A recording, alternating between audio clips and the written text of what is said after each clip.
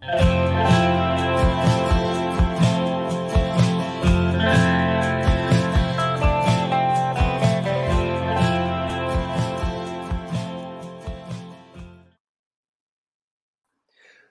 to the Golden Shadow. My name is Arran Rogerson. I'm here with Alyssa Polizzi. Today we are discussing Cronus or Kronos. This is a character or figure from Greek mythology. We're going to explore the progression of the different epochs, you might say. I'm not sure what the correct terminology would be, from Uranus to Cronus to Zeus. There's also the mythology surrounding Father Time associated with Cronus. Cronus as the devouring father in comparison with the devouring mother. What would be the difference between those two archetypes, and how do they appear in myth, and all that jazz. So, Alyssa, why don't you start us out with some opening thoughts on Cronus? Kronos. Kronos was the main Titan god in this era of really like the Greek hierarchy of the divine that ruled before the Olympians. So most of us are pretty familiar with Zeus and Hades and Demeter and Hestia. Those are the Olympians, but there was actually a ruling party of gods, another pantheon of gods that ruled before them. And Kronos was the god of the harvest. He was the father of Zeus and all of the Olympians. And his main mythology is really around the as he overthrows his own father and takes over ruling Greece and the religious space, and kind of ushers in this sort of mythological golden age before eventually being overthrown by his own son. So we're going to get into the nature of this powerful father archetype, what he represents as god of the harvest, his connections to Father Time, as well as what it really means when we have a ruling principle that really can't let go of its own power and autonomy, and that really tyrannical order that can come from the father archetype. All right, so in the beginning, we have Mother Earth on the left, and we have Father Sky on the right in these two images, these two paintings.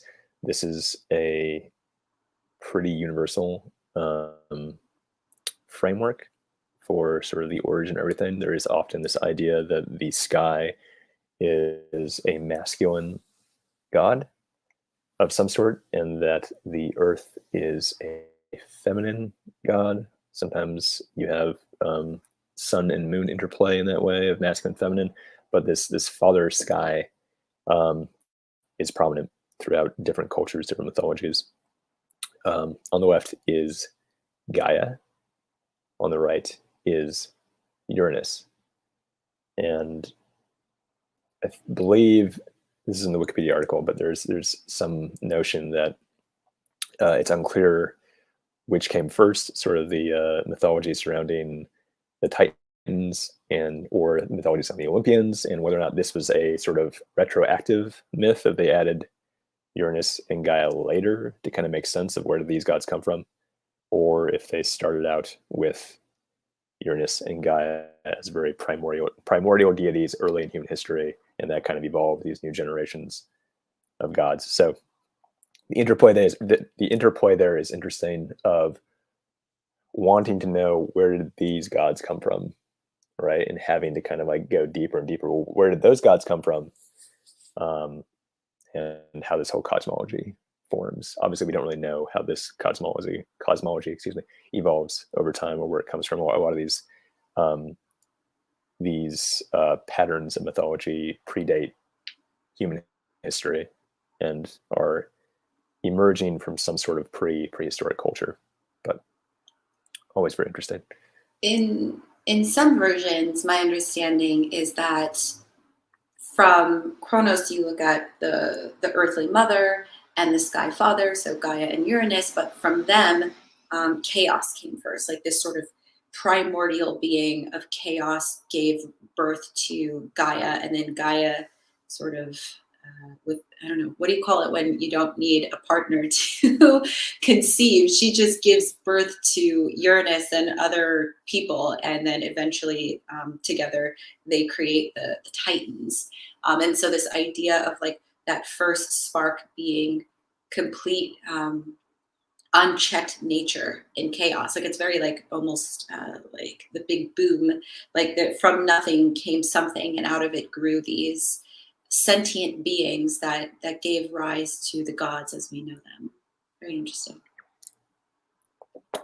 So the story is that Gaia and Uranus have these children, and I believe it's 12, right? There's 12 males and 12 females, and those are the Titans. And the youngest of the males is Cronus, right? In this painting, we have Uranus on the ground. We have Cronus standing up with a scythe or sickle, and all around them are perhaps the rest of the Titans. Not sure in specific painting what exactly is going on. It's interesting. There's kind of like an atlas in the back, or some sort of framework upon which the universe has its axis, or something like that. But Gaia has some sort of tension with Uranus, right? Yeah.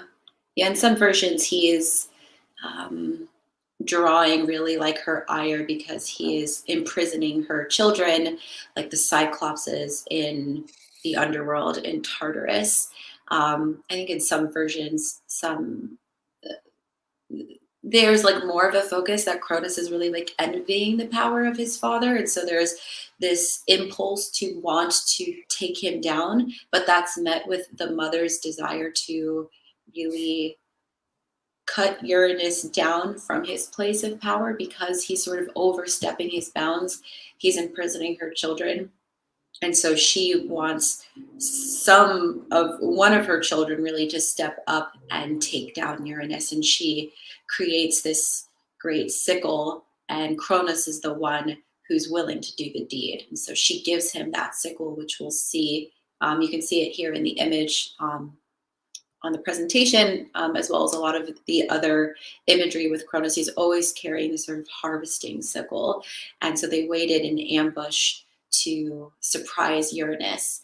And when he came to meet with Gaia, Kronos attacked him, castrating him, and his testicles actually fall into the sea. And this is Aphrodite's origin story, or at least one of them. She emerges from the sea where Uranus's testicles landed. So she's sort of born from this act of violence. There's a few paintings here that we have here. These are different interpretations of the myth. The sickle is important symbolism. There also is the association with the harvest, with the sickle or the scythe, and Cronus as being sort of god of the harvest, sort of a masculine god of the harvest, which is interesting. There's also some here he is again with a sickle, much smaller.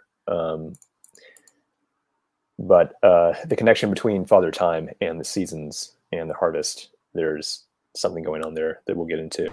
But yes, so Cronus castrates Uranus.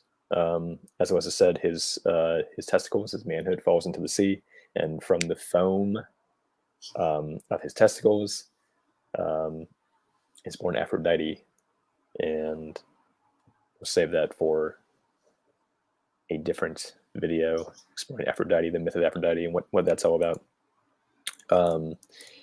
And Cronus takes over, so he becomes ruler of the cosmos. Uranus is cast down to Tartarus, right? And Tartarus is sort of we just talked about Hades and Persephone, and there is kind of this realm of Hades, which is sort of beneath the earth, the realm of the undead, and Tartarus is a sort of similar realm, but it has more of that connotation of like a hellish prison, a place of suffering, right? So it's interesting to compare these two. Hades, the realm of Hades, and the realm of Tartarus. Also, like there's something interesting going on there. That there's in our Christianized culture, there's more of this idea of there's sort of the one hell, and that's why Hades is confused for that often. But Uranus is cast on Tartarus. Cronus takes over, and then we move on to the next phase of the myth, which is Kronos as ruler, and he's going through the same patterns as his father.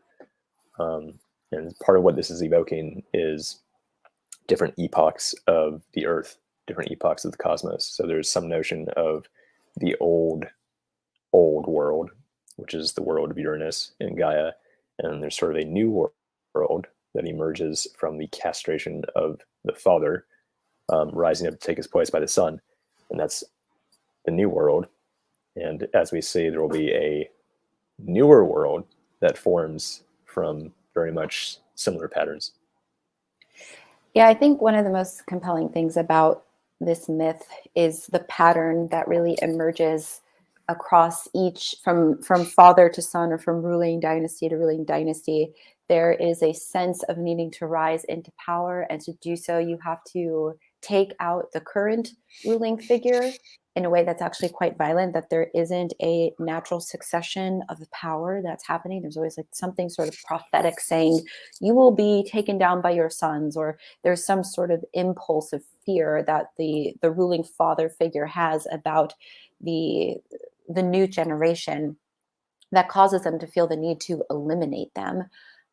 So from Uranus, we see this power-hungry nature of imprisoning different children of the earth, which causes his downfall. But as Uranus rises into power, there is this kind of prophecy that his sons will overthrow him just as he overthrew his father. And so as each of his children are born, with his queen Rhea, which is his sister, he begins to devour each one of them. And that's where we see some of the most intense imagery and art around Kronos. It's interesting because we don't necessarily see that part of him that is abundant and that ushered in the golden age when he took over, or the representations of the harvest. What's really like risen into prominence is his devouring nature, is his tyrannical nature. And there's all of these really just striking, very intense paintings that have been done over the centuries around it. And so what does it really say about the figure? And when the father or when the king cannot let go of that exchange of power naturally.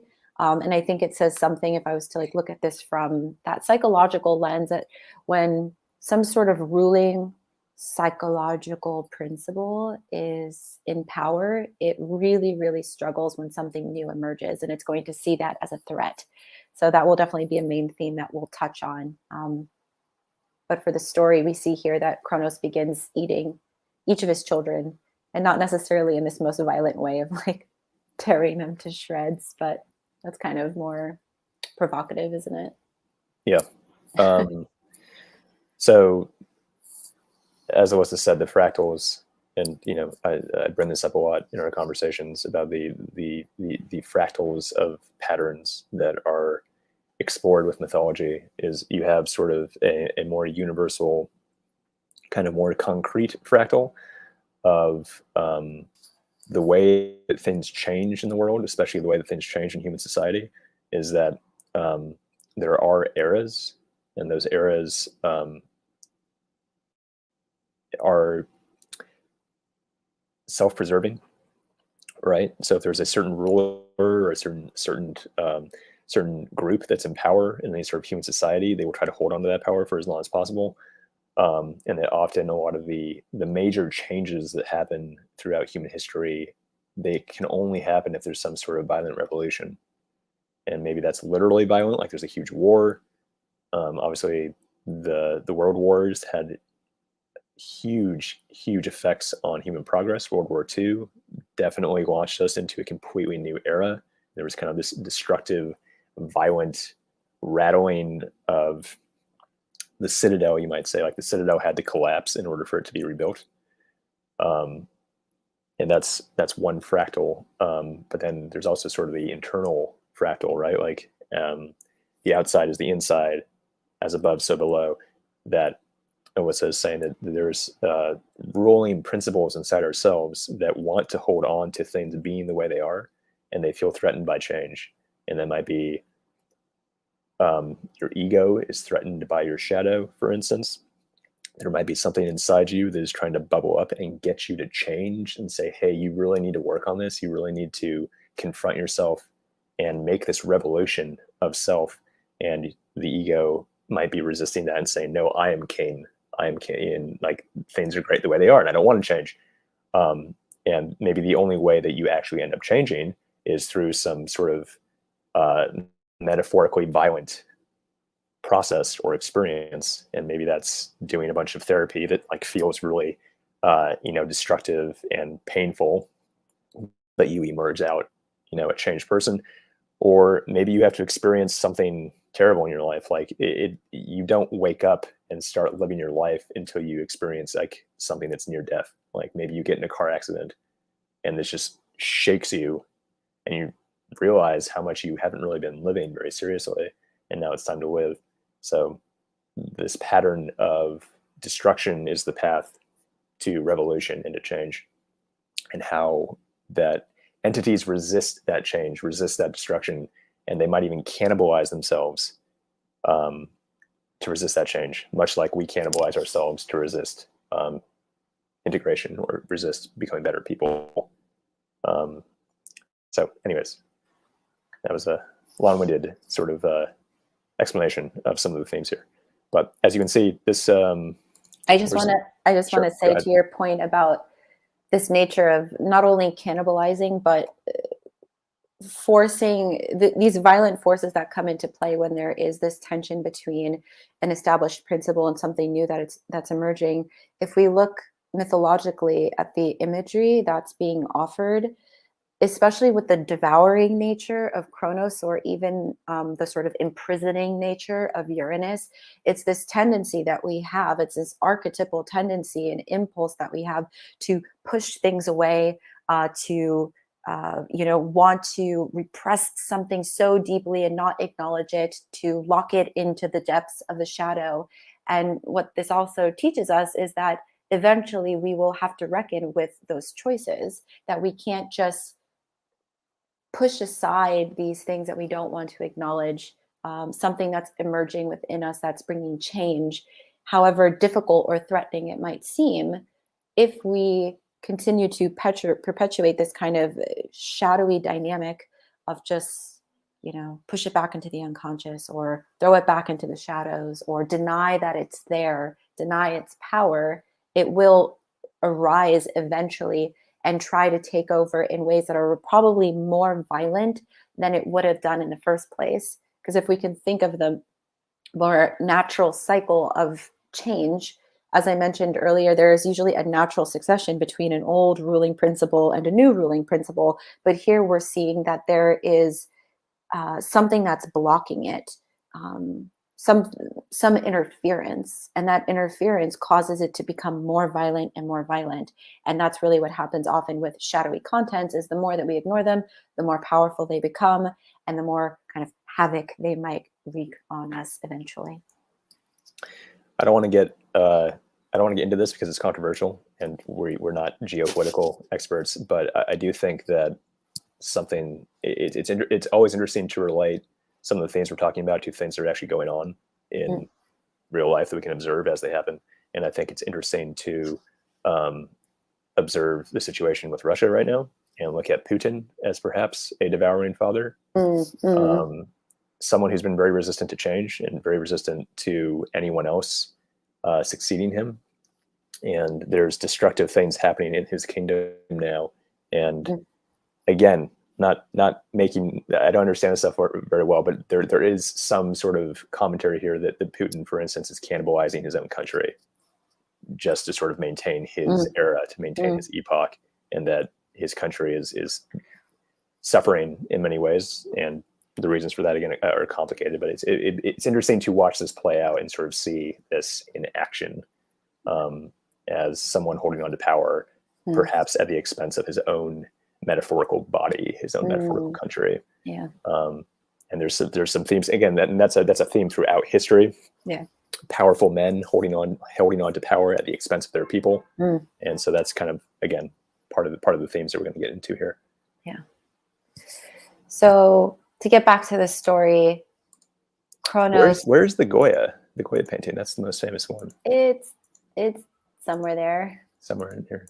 Should be there. There it is. Okay. Yeah. This is a very, very, this is probably the most famous painting. This one's depicting crazy. Cronus. Oh, This is specifically Saturn, I think, in this painting.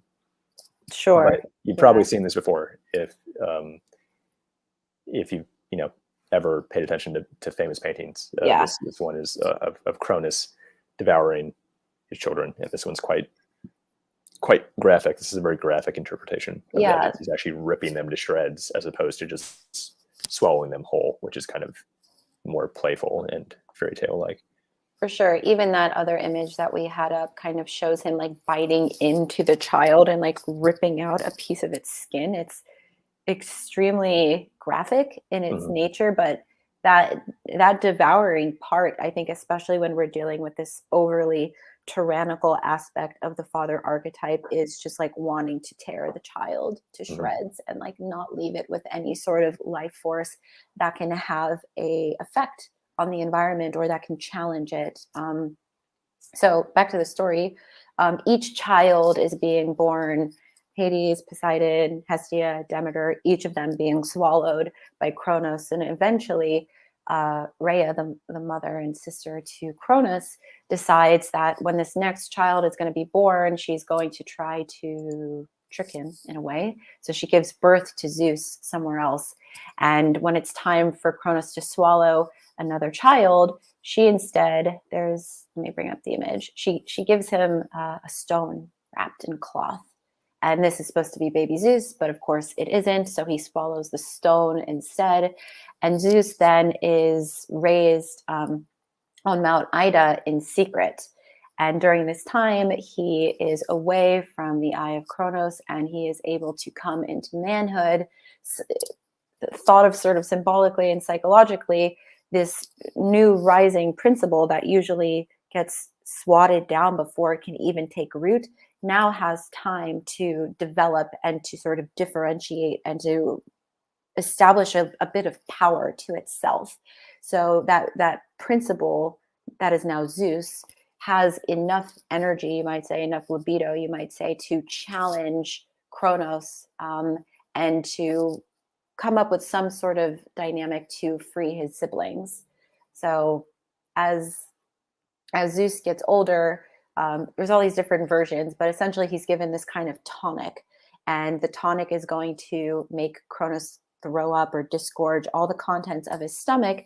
And as that happens, all of his siblings will be freed. So here's an image of Zeus, I guess, being raised on Mount Ida, safely in the arms of nymphs and goats and things like that. Part of some of the interpretations of this mythology is that Zeus is raised by a goat. I think that's part of the imagery here. Yeah, This is the goat that is raising Zeus. Zeus is suckling from the goat, which I think there's some interesting symbolism there. But for sure. That's why there's a goat in this painting. I think. There's always interesting things like that happening in Greek mythology. Yeah. So Kronos drinks the tonic and he begins throwing up. I don't even know if this is, I mean, it is, right? Here's the scythe, here's the sickle, here he is like throwing up like a lot of people, but all of Zeus's siblings are freed. They kind of come out in reverse orders. So first the stone, and then I don't know what the order is. Poseidon and Hestia and Demeter and Hades, they're all thrown up. It's all the women are the eldest.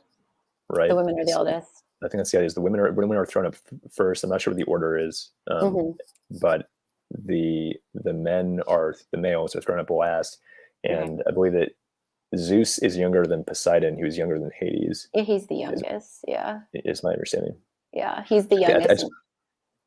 I was just going to point out this imagery of the sort of like the cosmos again is in this image, which I find so interesting. That like there's kind of like this symbolic interpretation of like the primordial universe taking shape, and they have like this ball in the center, and then these like little rings around it, these halos around this sort of axis, and it's interesting because I think it's essentially trying to connect these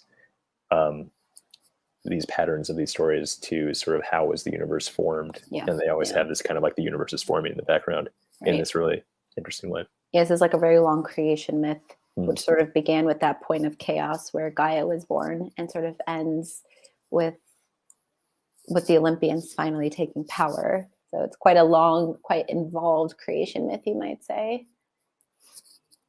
So the Olympians, each child is thrown up from the stomach of Kronos, and then begins a massive war led by Zeus, really as sort of like the general, you might say, or as the captain. But every god fights in this war that is known. I'm probably going to say it wrong.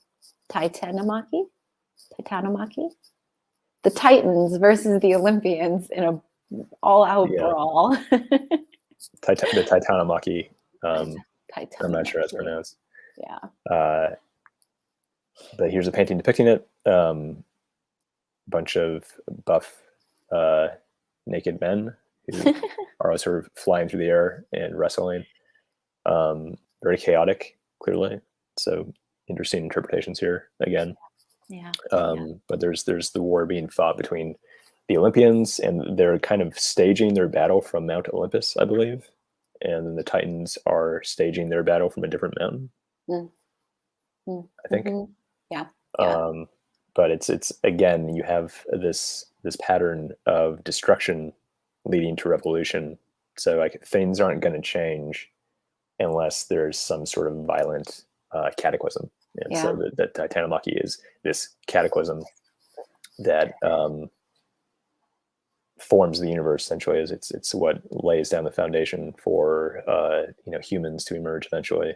Is sort of this great destructive war that's going on, and it's interesting that that's the interpretation of the creation myth.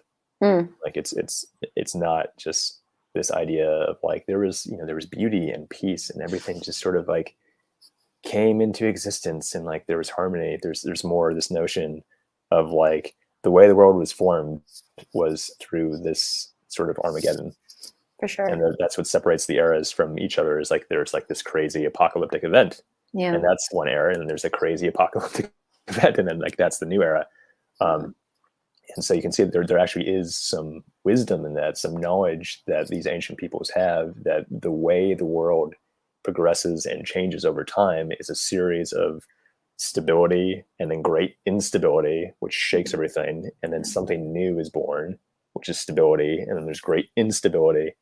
And you even can connect that sort of to the waves of integration and disintegration that we go through in our lives, right? Just the individual journey is full of these up waves of like stability and building and constructing. And I've like built my house, my life, this house, and then it burns down, and it's like, oh, okay. And then you rebuild it, and it's better this time, and you do a better job, and then it burns down again, and then you kind of rebuild it. And so these patterns are really baked into sort of physical reality, but they're being depicted here mythologically in a way that's very interesting. For sure. I think also you see the intensity rising as we get to this point of the Titanomachy, that the ability for Cronus to come in and take down Uranus was, I mean, it's quite violent, but at the same time, it didn't cause like this all-out war, this complete apocalypse, yet the continued suppressing of these new emerging factors, principles. The children each time caused more and more energy buildup. And as I was sort of mentioning before, it's like when we don't deal with unconscious material that's trying to rise to the surface, it will, in a way, it's like a pressure cooker that continues to build in its intensity, and that pressure eventually needs to release.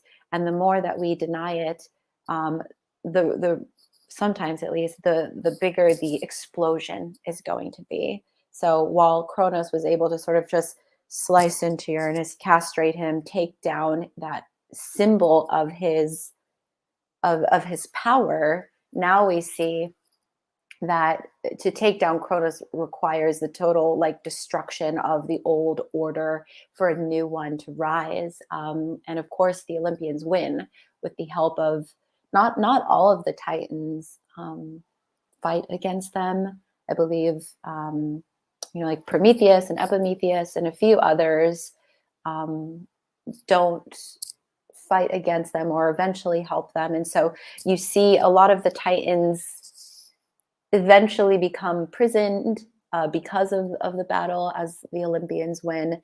And then a few of them continue to be around. But, despite the sort of pattern that we're seeing between the different generations, that there is a sense that there isn't like a healthy development happening from one dynasty to the next.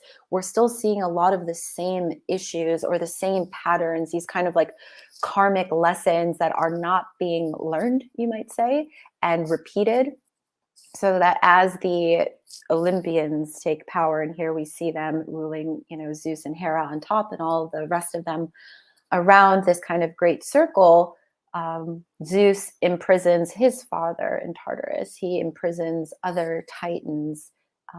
This nature to not necessarily integrate, but to sort of destroy and then push away or imprison these parts continues to breed a lot of chaos. And I think even from the Titanomachy, Typhon is born, which is this sort of mega monster, mega serpentine, deadliest creature in Greek mythology, is born from Gaia kind of as revenge for the Titans being imprisoned. And there are other stories maybe we'll do eventually where the Olympians fight Typhon. So we see that although a new principle is born and takes hold, they're not necessarily learning that lesson. And one quick thing I'll say is this isn't often talked about, I think, in a lot of Zeus's mythology or his story, but in one version, as he takes power, his first wife is Metis, who was a Titan, and he marries her. They conceive, and another prophecy is given where the child or the son born from them will overthrow Zeus, just as he overthrew Kronos and just as Kronos overthrew Uranus.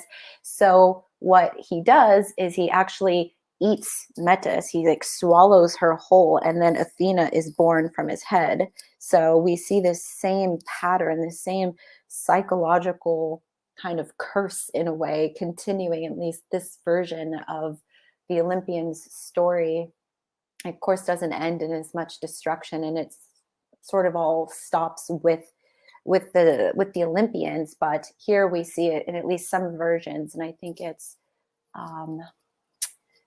not Homer. It might be, anyways, can't remember which version it is. But in this, we see the birth of Athena through that swallowing of Metis, and that Zeus is also carrying on this sort of dark, devouring father principle. Even he is threatened by a child who might overthrow him, and rather than ushering that in or working with it, he decides to eat his wife. So even he is not safe from this tyrannical power principle. The birth of Aphrodite versus the birth of Athena is very interesting.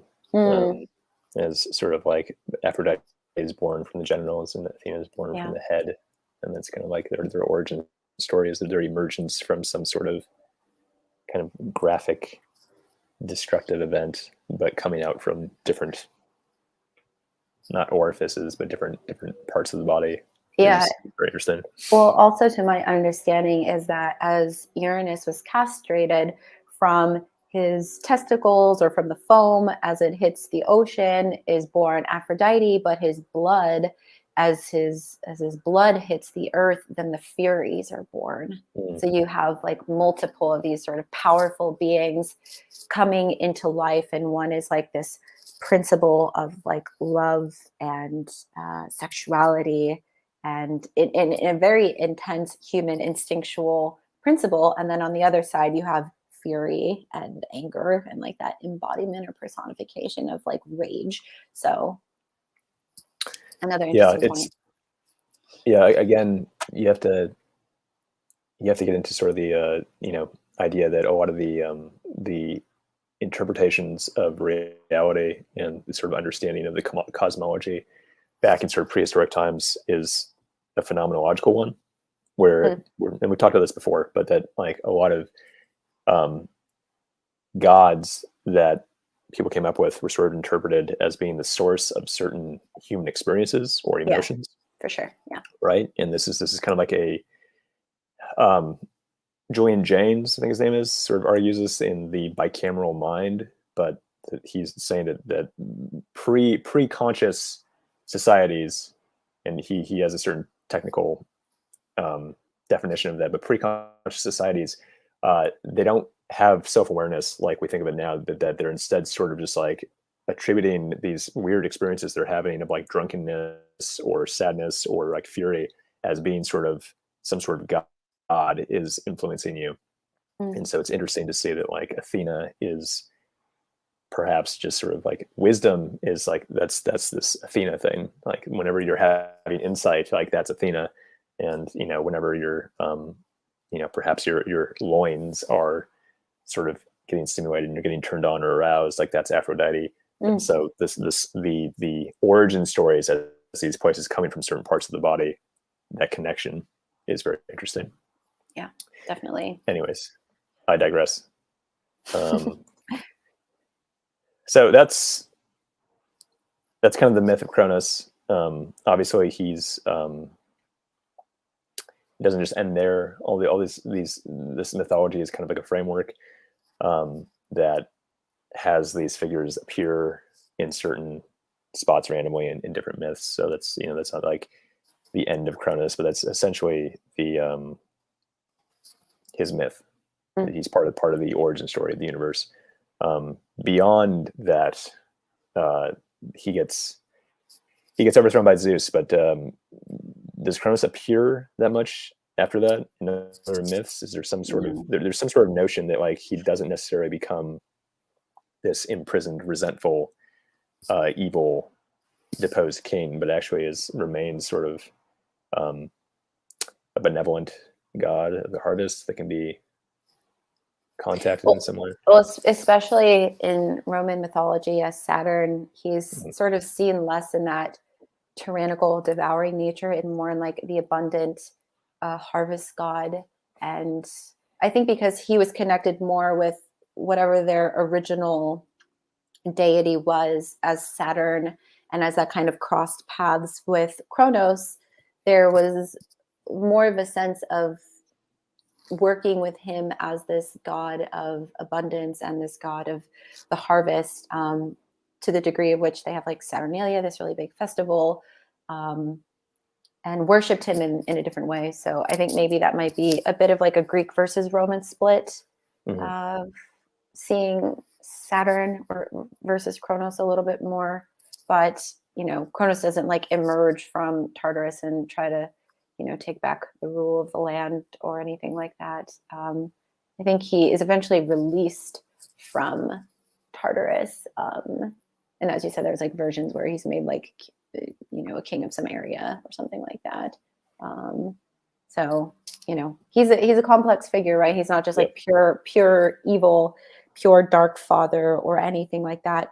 But mostly we're trying to get at what really happens when the nature of power corrupts, and when something that needs to naturally have a flow to its beginnings and endings, when that is stopped for some reason, when there is a nature of that tight grip that just can't let go, it creates all of this havoc in its place. And we see what results when these natural shifts of power can't happen, but instead are forced to happen. And that's where we have that kind of violent outburst, which forces a new change that happens through rebellion or some sort of coup or some sort of violent exchange where eventually some sort of new order will rise to the top. All right, we're moving on to the interesting connections part of our lecture, where we talk about pop culture and various other themes that we can kind of connect here.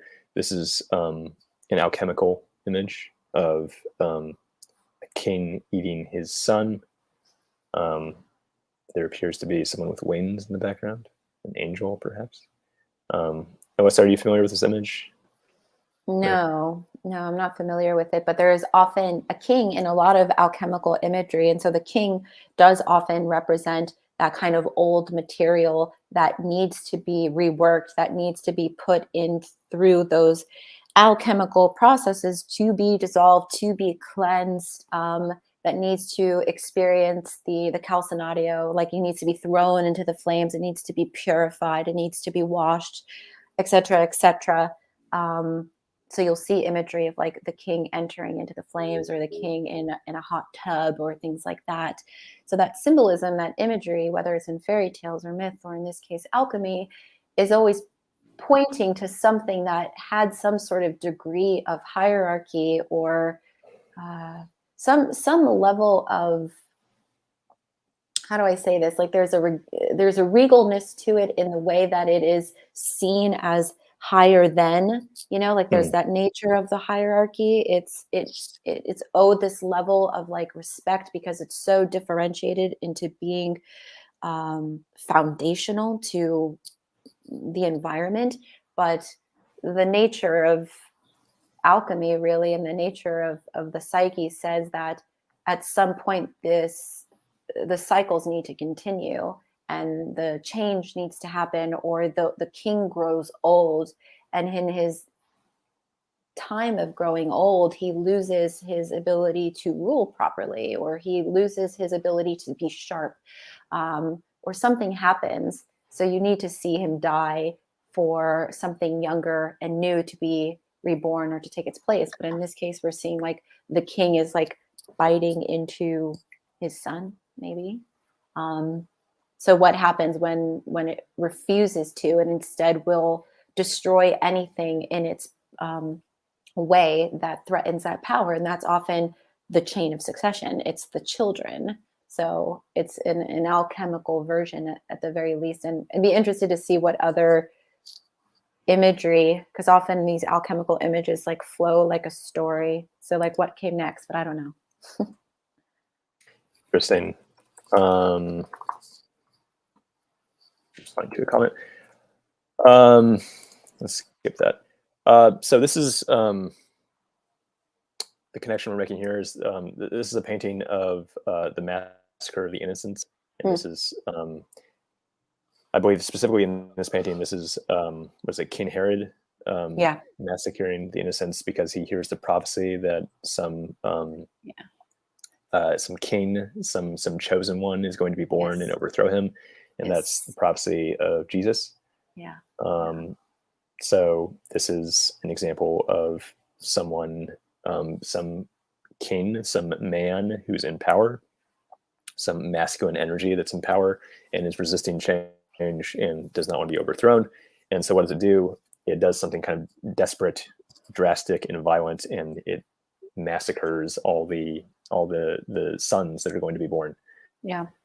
There's a similar version of this in Arthurian mythology. I couldn't find an image, but there's a prophecy from Merlin that Arthur's son, born through accidental incest, Mordred, is going to eventually overthrow or kill Arthur. And so they try to collect all the children who are born on this particular day, and they put them in a ship. And depending on the version, Arthur just thinks they're going to be sailed away somewhere else.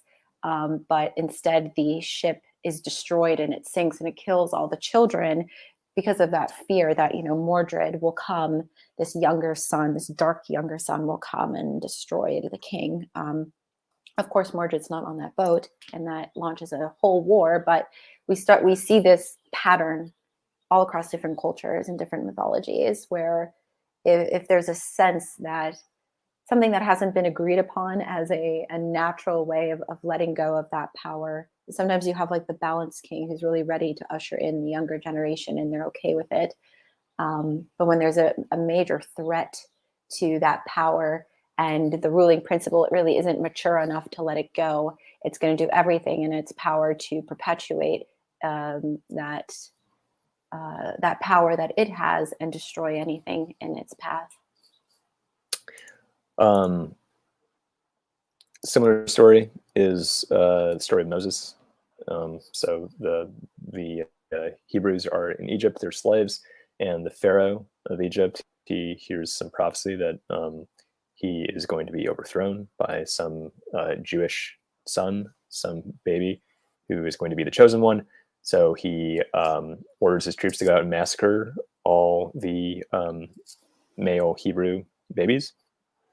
And Moses' mother puts Moses in the river, so he'll be saved. And the daughter of Pharaoh finds Moses and takes him as her son. So again, someone in power, some kind of god figure, some masculine god figure, cannibalizing its own metaphorical body, you might say, by trying to murder all the children that could possibly rise up and overthrow him. And ultimately, this is his downfall eventually. So, so his attempt to do this is what leads to him eventually being overthrown and his kingdom collapsing, and Moses actually becoming the chosen one and leading to a new order of the world. So it's not exactly the same as Zeus becoming ruler of the cosmos, but in a way, Moses is kind of a new ruler of a kind of spiritual realm, or a era for the Jews. And obviously the impact resonates throughout history. So really quickly, just putting a glorious comment in here, Oedipus comes to mind on this point about the sort of prophetic nature of something new coming and a father king principle trying to stop it. Oedipus, Perseus is another example as well, and maybe we'll get into their stories eventually, but it's very, very prominent. And what we find, as Arran mentioned, is that trying to fight against this nature of fate, it's almost like a chicken or an egg situation. Like, is it because they fought against it that it happened, or was it just always going to happen? The nature of fate and prophecy would probably be an interesting discussion to have at some point. But ultimately, it's just like this cyclical pattern that we see in all of these different myths. The cyclical nature, for some reason you saying that right then, also ties into Kronos, right? So Kronos has sort of sure. as time, circular times that everything repeats itself, as well as the harvest. Right, of course. Yeah. And your attempt to escape the cycle is just going to be your downfall. It will actually break you. You'll destroy yourself trying to escape this revolution that has to happen. So that's interesting. Pop culture, again, these are reaches. We're reaching here, but I still think, again, the themes that we're talking about are all kind of circling the same sort of thing. There's patterns here throughout history, and there's patterns that we have psychologically, and they're manifested through our mythology. It's interesting to compare patterns in modern stories that have similarities. So this is Denethor. This is from Lord of the Rings. Denethor is kind of like a mad king figure. He's the steward of Gondor. He's not actually the king of Gondor because he's not in the line of Isildur. But anyways, he is kind of crazy and greedy, gluttonous. Shows him eating in one scene. He's like feasting on this lush platter while his son is going off and nearly getting killed in a battle. And he goes as far as burning his own son alive, and he doesn't seem to know that he's alive or not, but he's crazy, so whatever. But this kind of figure of this king in power who should not be in power the chosen one should come and replace him, Aragorn, and Denethor, is resistant to the idea of Aragorn showing up. Like, who is this exiled ranger who lives out in the wild? Like, he won't replace me. Like, he is no king. So again, that sort of resistance to the revolution. Aragorn should be king. He really should be. It would be good for the entire realm if he was. But Denethor is sort of resistant to that. He's like, I'm in charge. I'm the steward of Gondor. And he goes as far as cannibalizing his own sons. Boromir dies because Denethor sends him out to go on this mission that Boromir doesn't really want to go on in the first place. That's if you watch the extended edition. You'll see that.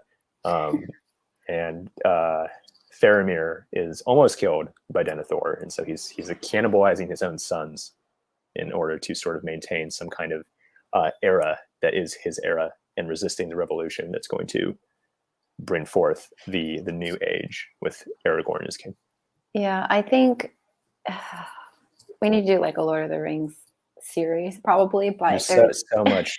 There's so much. There's too much, but there's like this really interesting dynamic between the sons with Denethor, because Boromir is just seen as this much more valiant figure who, in some ways, Denethor would be happy with having to be succeeded by Boromir, but not Faramir. And there's like, what's going on when there's a feeling of like a younger son that is weaker or doesn't live up to a certain standard.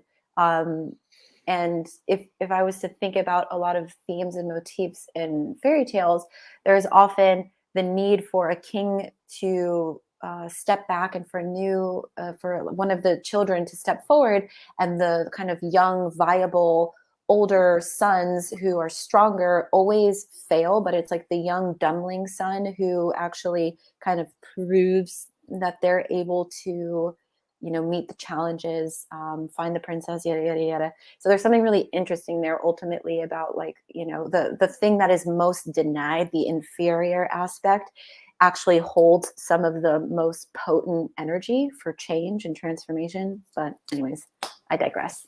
All right, Game of Thrones, again, we're reaching here, but there's themes that are showing up here. So you have Ramsay Snow on the left. He is sort of the bastard son of Lord Bolton. Ramsay's crazy. He's power hungry. He's violent. He's trying to become powerful. And he'll go as far as killing. Okay, spoiler alert. Again, always going to warn these things. So, turn it off if you don't want to hear this stuff. But, Ramsay kills his own father, and he kills his own baby brother in order to become the big man in charge. And there's to go beyond that. There's even the castration. Ramsay castrates Theon, and so you're having again these sort of strange connections being made where you have someone who's power hungry. He rises up and he kills his own father. That's kind of like the revolution again, overthrowing your father, and the castration is there. Lord Frey in the middle is this power hungry, greedy patriarch, and he has a huge amount of children, but he is still holding on very tightly to his power. He won't let any of the children usurp him. He wants to rule forever, essentially. Like, he's going to die on the throne. They'll have to drag him off of it. And it's the kind of, pattern of he'll see everything fall apart. He'll see the entire kingdom fall apart before he'll leave his throne. And then Craster on the right, Craster's Keep, which is out north of the wall with the wildlings, and Craster sacrifices all his sons to the White Walkers, and again has sort of like an iron fist on his tiny little kingdom out in the wild. But you see these themes again of the patriarch holding on to power, not wanting to let go, and ultimately what happens to all of them? They all get killed eventually, and their kingdoms collapse, and all their deeds actually come back to bite them in the ass. Yeah. So again, just interesting patterns here, interesting connections. Yeah. So we wanted to touch also on this idea about the devouring mother versus the devouring father, because even using this terminology, the devouring father, is not quite typical. Usually there's this idea of like a power hungry father figure, but the mother is really often looked at in her devouring nature in a couple of ways. So first we'll talk about Kali and Baba Yaga. So Kali on the left here, of course, with the severed head and stepping on that dead dude and holding the sword, super badass. Seen really as this bivalent figure who represents creation, but also death and destruction. She's a great mother figure, so she's very nuanced in that way, but her nature to devour also has a lot to do with these natural cycles of how the mother figure relates to as a personification of really earth. And so there's the principle of nature that devours versus, and we'll get into more of the archetype of the father, which is more about time that devours. So with Kali and Baba Yaga, we see this sort of awesome, powerful force that is nature. Often with these stories, like Baba Yaga rules the sun and the night and the dawn and lives in a house in the woods with chicken legs and all these bones, and is very mysterious in the nature of how they work with the land. But the mother principle, on the one hand, represents this destructive nature of forest fires or the ocean or being exposed out in the mountains. It's like, if you go out into the land, it will eat you, and it will do so in a way that is just pure instinct, pure nature. And that is destructive, but it's sort of destruction that is in service to the natural cycles of life and death. So it's not seen as like this purely murderous force for the sake of murder, but rather a natural principle that we have to be in relationship to and that we have to respect and sort of dance with if we're going to be in balance with it. So this aspect of the mother is about like the devouring aspect of nature and of earth. Hansel and Gretel, there's again, we're just pointing out sort of devouring mother mythology. Hansel and Gretel is a pretty well-known myth, but old witch in the woods who has a candy house, and she's going to turn Hansel and Gretel into candy and eat them. So again, there is this feminine eating of the child that is explored in mythology that's a little different than the sort of masculine version of that. There's kind of the mother that consumes her children by preventing them from ever growing up or ever leaving the house, or there's actually some interesting instances of women. There's men who've done this too, I'm sure, but there's instances of women who have done things like they've intentionally made their children sick or prevented them from like doing things like poisoning them slowly or giving them strange sort of medications that keep them sick in order to kind of like perpetuate this sort of mother child relationship and show that the mother is being like such an amazing mother because she's burdened by the child. Sometimes women do these to pets too, or they'll keep their pets sick, or they'll kind of like make up these medical issues to kind of maintain this sort of the good mother pattern. And that's kind of like the devouring mother, right? It's like you're actually cannibalizing your own child in order to ossify and keep the stranglehold on I'm the good mother and you are the child, and you can't ever grow up, because if you grow up, what am I going to be? I won't be mom anymore. I'll have to find some sort of new thing. So that's the kind of pattern we're seeing. Yeah, this is discussed a lot in the puer complex, as well as the identification often with the mother or some sort of parental figure that is tapping into that devouring mother that can't stop this over nurturing or the reliance that the child has on the parental figure and the identity that they've built around it, so that they keep the child so close to the nest or so identified with them that they know nothing about the world. And this image up on the screen right now is of Parsifal from the Grail legend, who in the beginning is very much a puer very much overly identified with the mother and kept in this this kind of mode of unconsciousness that he really doesn't understand anything about the world or himself. As he sort of ventures out a little bit, you know, he sees these knights riding up and he thinks they're angels. He listens to everything his mother says. He's wearing the simple clothes that she's sewn for him, and he has to learn to break away from the mother and walk this new path of development. But we see him sort of as a puer who's so identified with the mother that when he leaves, she just drops dead. And that is a really good image of what happens to that devouring mother when the child finally leaves. If there isn't this healthy separation, there feels like such a loss that she doesn't know how to keep on going. In this case, she dies. So this aspect of the devouring mother has to do really with that reliance on the parent-child relationship. And sometimes it's sort of sinister and it's dark, as Arran's mentioning, but other times it's like sickly sweet, like it's too much sweetness, it's too much goodness. The child knows nothing of hardship because the parent does everything for them. And so you can see sort of different versions of how that devouring nature can manifest. These are more kind of literal devouring mothers, where the female manifestation of this is actually trying to eat the hero. So here we have on the left, this is Sam from Lord of the Rings, and he's fighting Shelob. Shelob is a really interesting figure.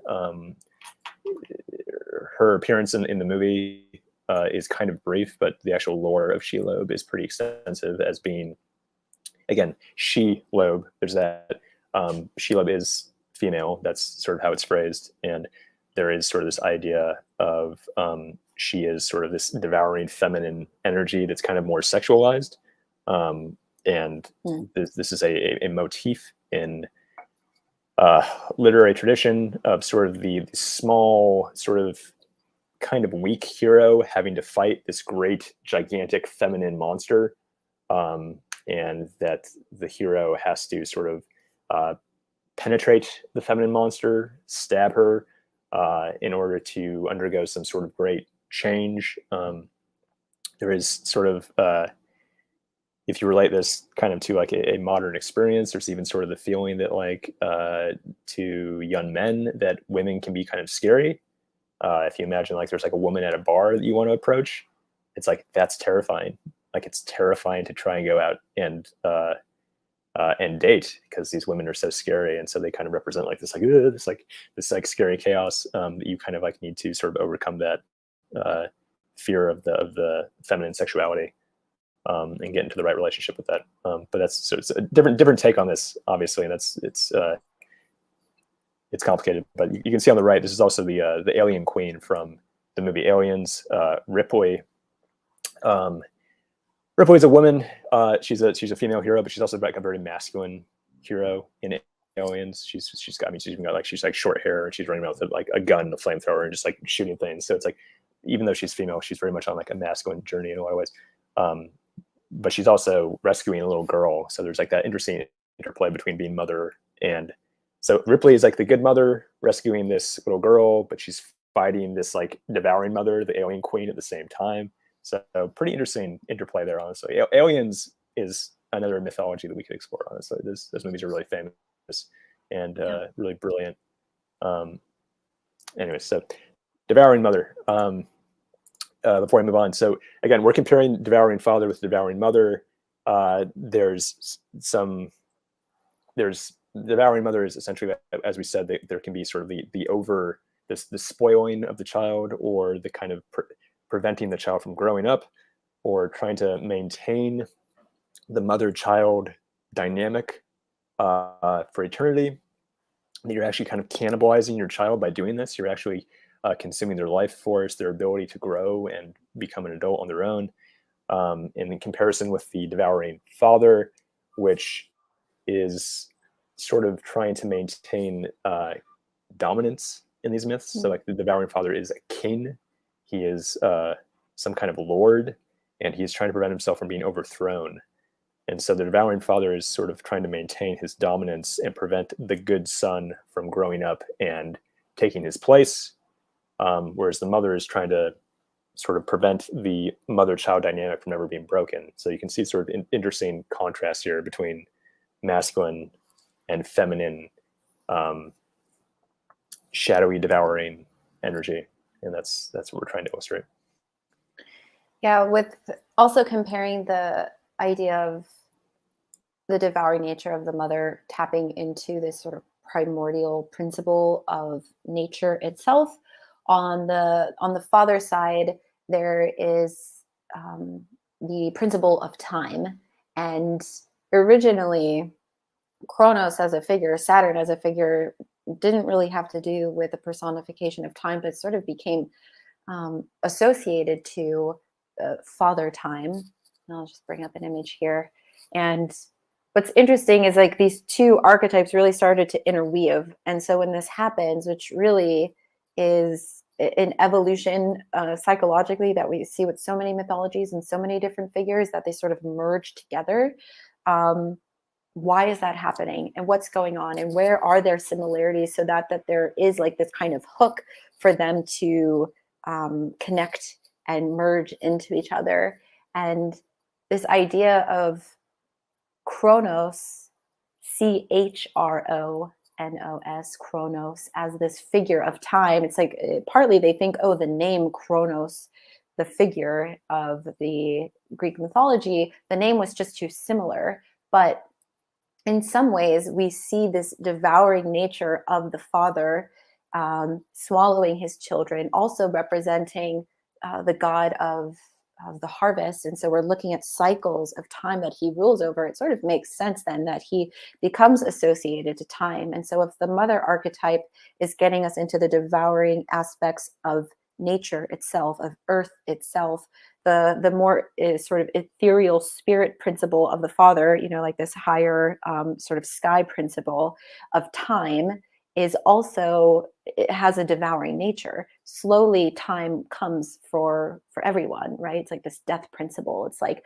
no one can run away from time or the change that it brings.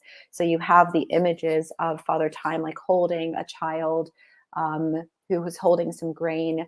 You also have the figure on the right with the what do you call it, hourglass.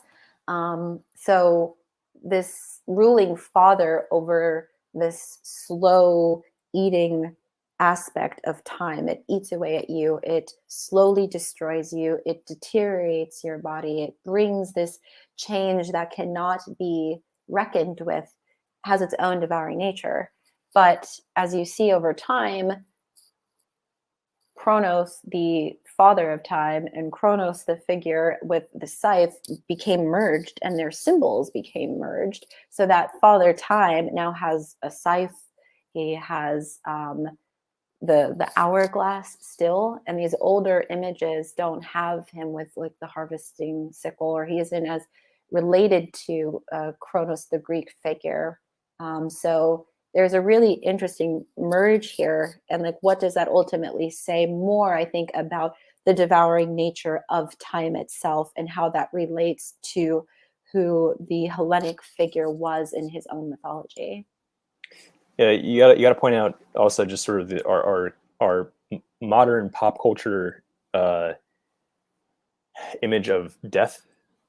The death figure is always like a hooded, presumably man with a scythe walking around, right? And so I mean that's like pretty explicit in this image on the left. Is like if you just put his hood up, it's like, oh, you have death. I mean, like there's the character of death in Family Guy, and what's the character? It's like a person with a hooded black robe, and he walks around with a scythe and he kills people.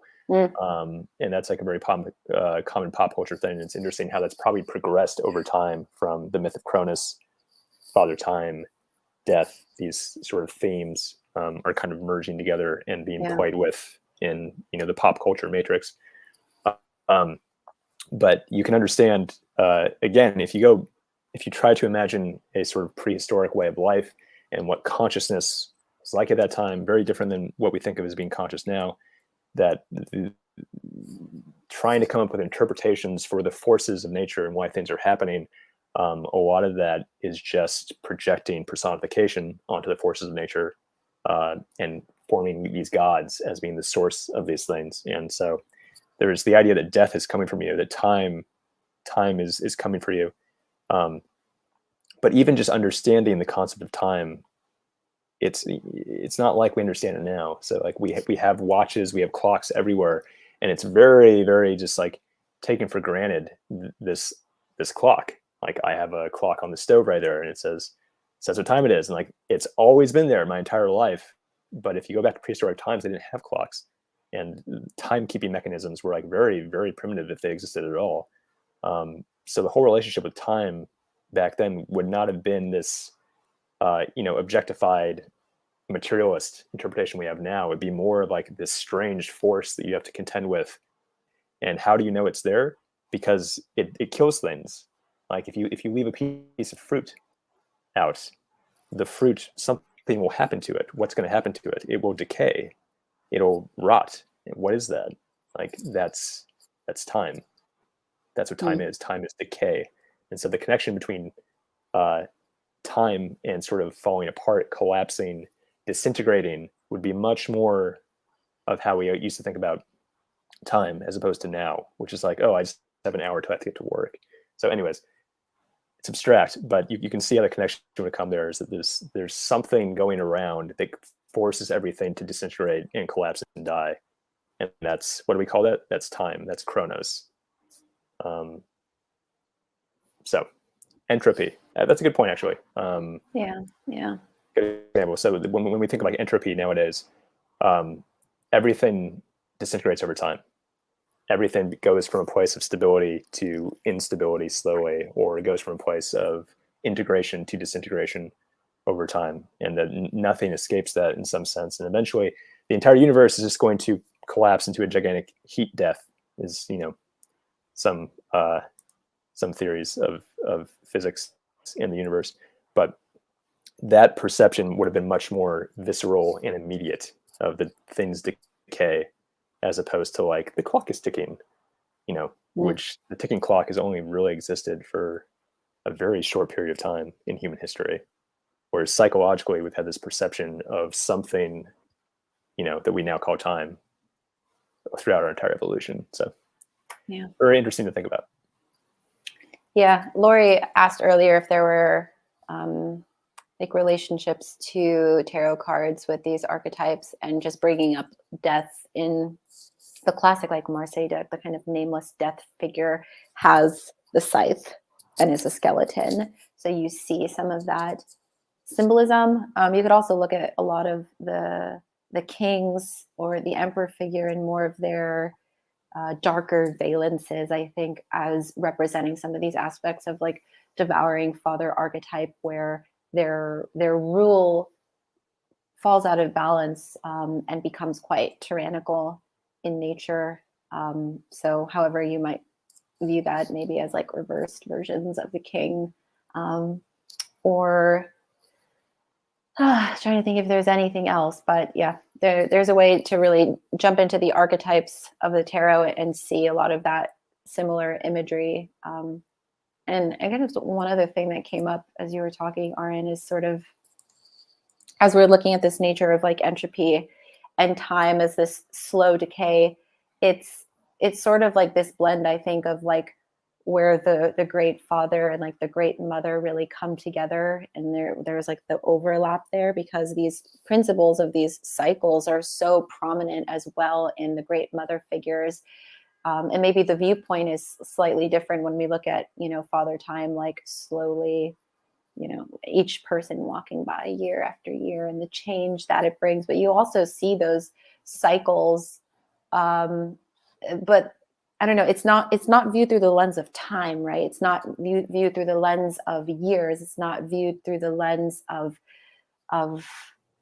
this, I don't know, this societal principle.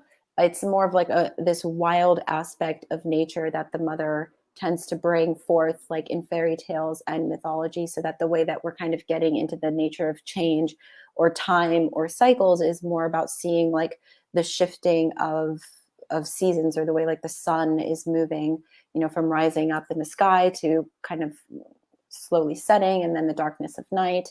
And so these principles of change that come with nature are similar, but have like a little bit of a different flavor. And I think any of these sort of great, powerful archetypes, whether it's the mother and the father, are going to dip into those and sort of show us slightly varying views of what that looks like through each of their lens.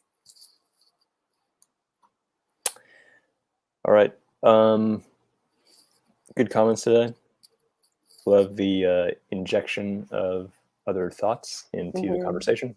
Doesn't matter how much of an expert you are. There's always sort of like the outside eyes that always see things that you don't see if you're on the inside of a conversation. For sure. So really appreciate that. Excuse me. Anyways, I think we're over time quite a bit. So that was Kronos, the Devouring Father. Thanks for joining us. We'll try to keep this up weekly. Not sure what the topic is next time. If you have any ideas for topics we should cover, you can let us know. You can find us on Instagram or Twitter. That's a good way to contact us. And yeah, any closing thoughts, Alyssa? No, that was fun. Thanks, everybody. Hope to see you next week. All right. Bye-bye, everyone. Bye.